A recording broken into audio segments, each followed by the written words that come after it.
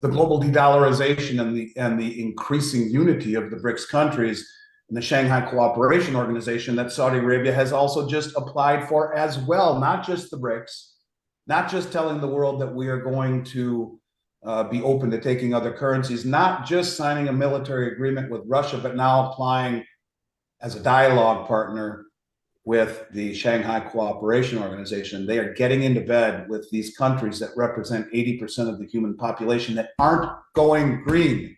Yep. And when they say to the West, we are no longer taking dollars for oil, bang, like that. And the dollar collapses, creating a tsunami of inflation that hit our shores, interest rates spike, and assets, all of them that are inversely correlated to this spike, that being stocks, bonds, and real estate, collapse. It's the Great Reset.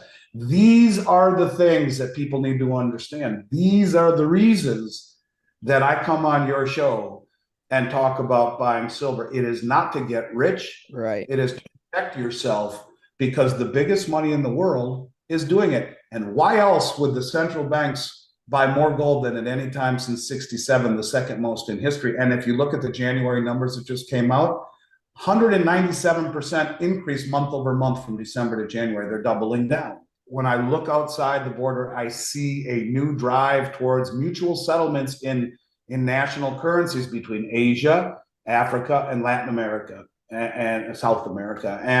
And when you have Putin come out and say that they are for using the yuan as the new trade currency for all of these countries until and while the discussions are finalized regarding the new BRICS reserve currency backed by gold and or commodities, as we've been promised, or the Shanghai Cooperation Organization gold settlement currency.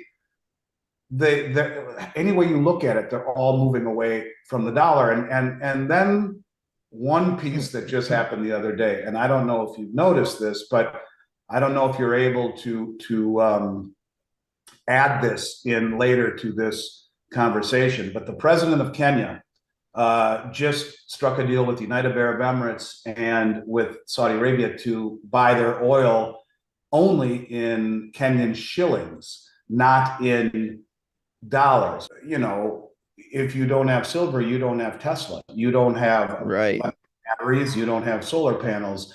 And silver is interesting in industry too. It's called inelastic, meaning you need a piece this big to run a motherboard, or a fifth of an ounce to run an iPad or whatnot.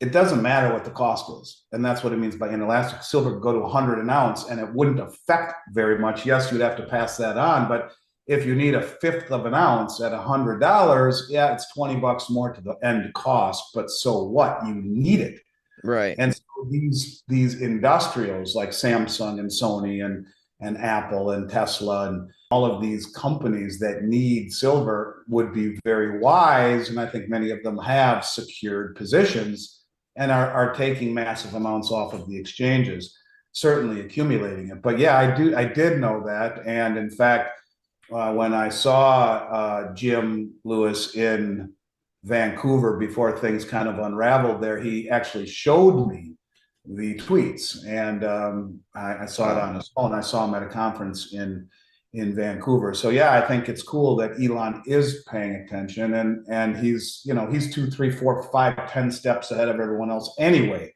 the world is waking up to the realization that silver is depleting in nature and it is increasing in use sources. And if you don't accumulate it and have it, and that's why a country like India imported 304 million ounces.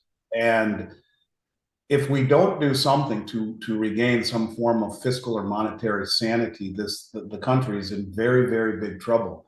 We have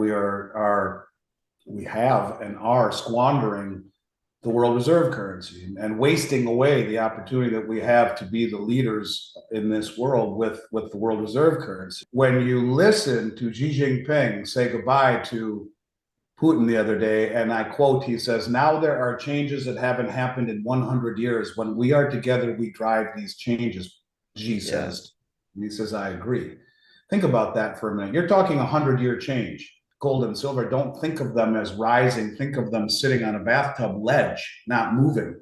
And another way to look at it is that gold was up at all-time highs against the euro this year, but flat against the dollar. it's because the dollar is unjustifiably and inordinately strong that we don't really see the value. And because of Comex suppression, Yeah. I think the election will be part of it, but there's much more at play here, and that would really be the suppression on Comex and the ultimate the ultimate direction the world goes with the world reserve currency.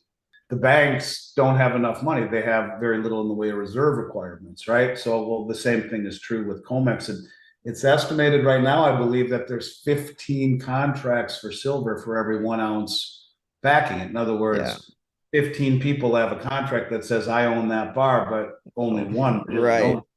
So yeah, that's rehypothecation. That is a fractional reserve system. And it always works well when people are buying, but when everyone's Yeah. selling, you have problems. It's a Ponzi scheme. The futures market was set up to offset risk. In the case of a company like mine, if I have 1,000 ounces of gold in my warehouse, I'll sell 1,000 ounces on paper on Comex, so that if the price in what I have in my warehouse falls, it goes up commensurate in what I sold short, and vice versa. It allows me to be market neutral and offset the risk on my inventory. Or a farmer who plants a field of wheat in the spring, and there's uncertainty about the weather and the growing season and all of this kind of stuff. And so he sells the production forward to the baker. Baker needs the wheat to make his bread. The Mm. farmer says, I'm happy with receiving X for it. And the farmer says, or the baker says, I'm happy paying Y for it. Boom. Okay, we got a deal. So the farmer then goes through the whole season knowing that his wheat has been sold at a price that he's happy with. And the baker knows that he can continue his business, and come September, that he'll have enough wheat to make his bread moving forward, and he's happy with it. Now, of course, there's always, well, what happens if it's the biggest bumper crop Right. ever? Well, the baker got a great deal. And what happens if it's a really crappy year? Well, the farmer got a great deal. But that's what the futures market was originally established for, to offset risk, to allow industry or business to do things and mitigate the risk. If I want to buy a 100 ounce gold contract right now, as a metals company that's hedging gold exposure, I only need about $7,500 in my margin account to buy a 100 ounce gold contract. The trade itself is a few bucks, but the 7,500 in margin, assuming the price doesn't go down, that's all I ever need to put in there. If it goes down, I'll get a margin call. Got to put a little more in the margin account. But the thing is this: if I'm a central bank or a commercial bank with $1 billion in my margin account, I can create whatever perception of reality I want with tremendous leverage. And that's exactly what they've been doing, and allowing the suppression of the West to use against us.